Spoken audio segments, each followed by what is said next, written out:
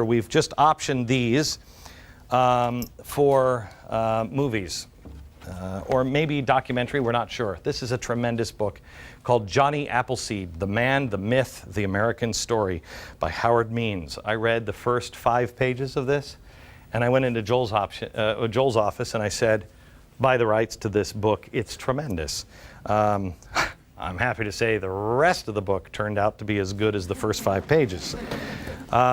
We've optioned this, the Wednesday's letters.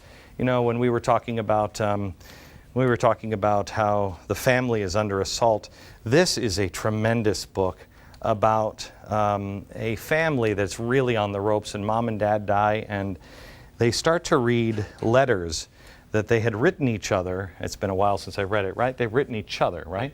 The husband wrote to the wife a series of letters over the years, and through the history of the family and the Right. kids learning, they really reunite. And it is a tremendous, tremendous story. This is a book that is coming out this summer. This is the first book without my name on it from Mercury Inc. this summer. This is Michael Vey, The Prisoner of Cell 25. This thing is, I'm happy to say, this one, when I was thinking, as I was working on this project over here, I'm thinking, how do we connect with the youth of America? How do we do it? I wish there was a way that we could teach people values and principles and how capitalism has gone awry, et cetera, without teaching them that, without saying, okay, kids, now let me tell you, this is really important here. They're not going to read that. They need a good story, and it needs to be wrapped up in it.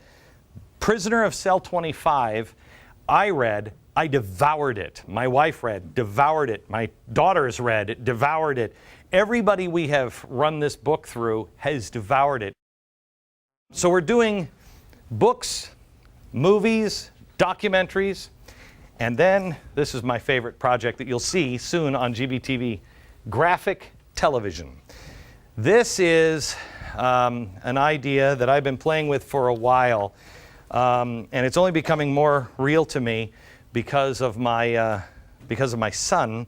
He is just getting into comic books, and we're reading it, and I love the Green Lantern.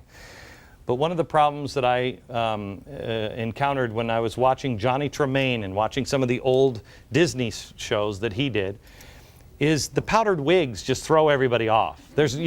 You can't relate to them anymore. They, well, I don't know, Ben. I'm thinking that maybe we should get onto our horses with our wigs and ride like wild men. No. But the principles are there. We have to connect them. So what we're working on here is a graphic novel set in the future about our founders.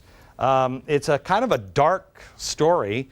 One where freedom has been snuffed out, and the founding ideas now suddenly they're popular in colleges because nobody can read them because they've been banned, and people have to piece them back together. And it's the story of a revolution in America about 50 years down the road after all of a man's freedom has been lost on the planet. So we have that we're going to be doing.